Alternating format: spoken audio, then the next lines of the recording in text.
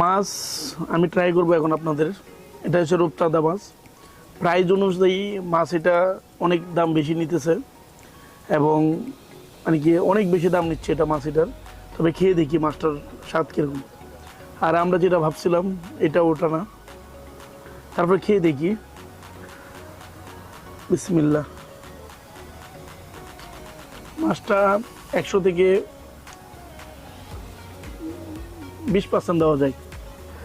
আসলে মাছটা আমি খেয়েছি, কিন্তু আমাদের বাসায় যেভাবে রান্না করে বা ফ্রাই করে সেম, কিন্তু মাছটা আমার কাছে একটু ভালো লাগে নাই, এবং মাছ অনুযায়ী দাম অনেক বেশি নিয়েছে।